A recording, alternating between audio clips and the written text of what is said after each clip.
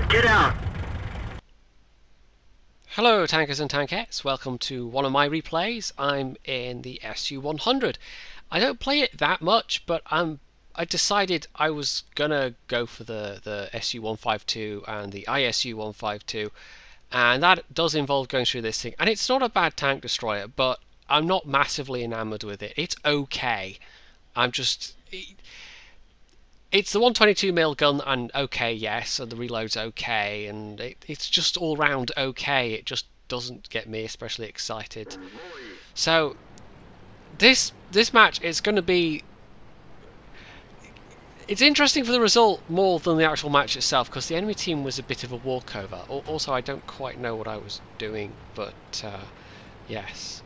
Also, our Black Prince recognised me, so that's it does happen sometimes. It's always slightly surreal when it does, but hey, I am famous on the internets apparently, or at least certain sections of the internet. So it's Redshire encounter, and provided your team aren't completely useless, I actually prefer Redshire encounter to normal Redshire mode. It can be a bit less campy, but I did a live play video a couple of days ago where I think I was in, what was it, T1 Heavy? I don't even know. T29, that was it. And T29 is really, really nice on this map, and especially in this mode. Oh, hello FCM. Yeah, the team all made a beeline for the cap, and that was that. So that was some fine shooting on my part there, missing that FCM 50T when it was so nicely lined up for me. Well done. It's hard for me to say I don't like tank destroyers, because there are some tank destroyers that I do like, and most of those are on the British tree. The SU-100 is not bad to play. I mean, there's others, like, for instance, I went through the Shtug. I'm now on the flat Panzer IV, but even though I could see objectively, you know, I can see why people like the Shtug, I can see why it's considered a good tank destroyer, I just didn't enjoy it that much. It's not my style of vehicle. And likewise, the SU-100, although it's considered a good tank destroyer, especially compared to a lot of the tier 6s, it's got very high alpha for a tier 6 tank destroyer. I just, again, don't enjoy it that much. But at least it's not at least it's not that it's a horrible tank destroyer to play, because that would have made the grind far more unpleasant, because I haven't got rid of it yet. It is still in my garage. So there we go, nice shot into the side of a Tiger II, which I don't really have that much chance of penning one frontally, so side is good. I see the 12T over there, and he's tracked, which is nice, so kind of a long aim time, and yeah.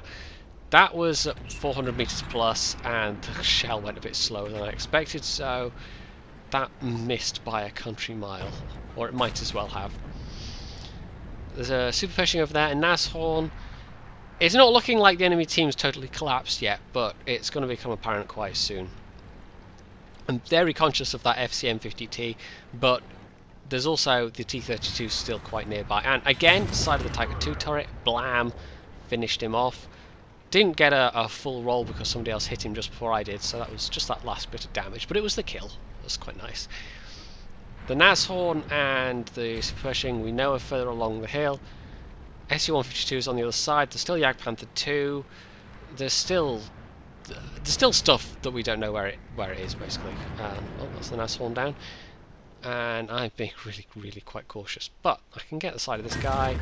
I think I hit the spaced armor there, though. That's when you got the side of the turret like that. He was partially obscured by the rock that's along there, and I kind of, it's hard to, I was going to say I could have aimed better, but it's hard to really, so there we go, side of the turret, that was a bit better aimed this time, but when you don't have a visual and you're trying to guess where the spaced armor ends and the actual side of the turret is, that's a lot tougher when you're just doing it based on the outline. So yeah, 8-2 at this point. Okay, the enemy team is collapsing quite hard, and it's just a matter of trying to get in some last damage without getting obliterated myself now. So I'm still being quite cautious because, you know, not many hit points.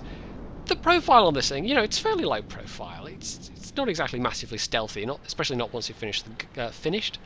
Once you fired the gun, because it's a big gun, that's going to demask you like nobody's business.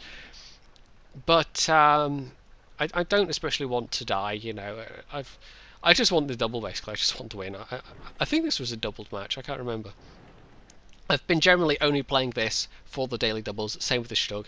Anytime I grind tank destroyers, I pretty much just play them for the doubles. There's been very few that I actually play for fun. The AC-46 was one, along with some of the British, so... but the AC-48, I've gone back to just playing for the doubles, because I'm not finding it that much fun. Right, this is tricky. Oh, that's lucky. I think what I got there was just... basically his front axle, just about. Again, I'm just relying on the silhouette here, so there we go, that's another kill, that's quite nice. I took quite a lot of damage off him as well, 845, and if this IS backs up with just a little bit more, and it's good he's not there already because it gives me time to aim, so there we go, that's another 500 and, not quite that much, someone else hit him, but 380. Down to the last 3 enemies now.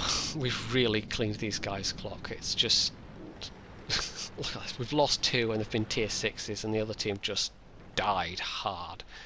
So this isn't one of those, oh my god, I played so amazing, you guys. This is just me whittering on about tank destroyers a bit. And look, Jagdpanther 2, can you guess what's going to happen next? I've killed 2 tier 8s, there's the 3rd, so that's one of the reasons why I've picked this replay to show you guys, is because it's also one where I got a Halonen's medal, and I don't have many of those. I think this was my 7th Halonen's medal. It's one of the ones I have more of than a lot of the other medals. There's a few where I've only got 1 or 2 of each. I think my most obtained medal is probably Radley Walters. This has got to be the 2nd or 3rd most attained one that I've got. So it's not like I've got oodles and oodles of these things. So I thought, as this is a relatively rare event for me, because I don't play tank destroyers that much anyway, I thought I'd show it for that reason. So this is more in hope than expectation, just trundling towards this Pershing. There's no way I'm going to get there to do some final damage, but it'd be nice if I could, but there's just too many other things close by. So there we go, he gets finished off by the IS-6. So we'll take a quick look at the score screens and then wrap this up. It was not a bad match for me, like I said, Halonen's medal, and that's, you know... one of those medals is always nice. It was the only award I got, but I did a fair amount of damage as well. I actually did the most damage on our team, and if you look at the damage spread, quite a lot of people did over 1k damage. On the enemy team, it was really only the Pershing that did a significant amount of damage. The Super Pershing did some, and then the rest of the team, wow, it's not so good. It's not a pretty picture at all. But because I was bottom tier, because I was hitting pretty much exclusively higher tier targets, you know, 3 tier 8s and a tier 7. What it meant was that I got that XP boost and plus nearly 2k damage, the 3 kills, the Halonen's medal. That was quite nice. And the team actually, if you look at the top of the list as well, it's me, it's a KV-1S, and it's another SU-100. So they're both machines that kind of, if you're in the right kind of situation, on the right sort of team, and you're facing the right sort of opponents, then actually it's not that difficult. It's like, say, the Hellcat Cromwell T29, even if you're bottom tier, that doesn't mean that you can't do anything. With that amount of alpha, and that amount of penetration, actually, which is pretty good for tier 6, you can still do a fair bit. So, I realised this wasn't my most exciting replay ever, but hey, Halonen's medal. And I don't do that many tank destroyer replays, so I thought, you know, on that count as well. So if you did enjoy it, you can hit the like button. You can subscribe to my channel. You can leave a comment below. You can check out my Facebook page. And of course, as always, stay tuned for more.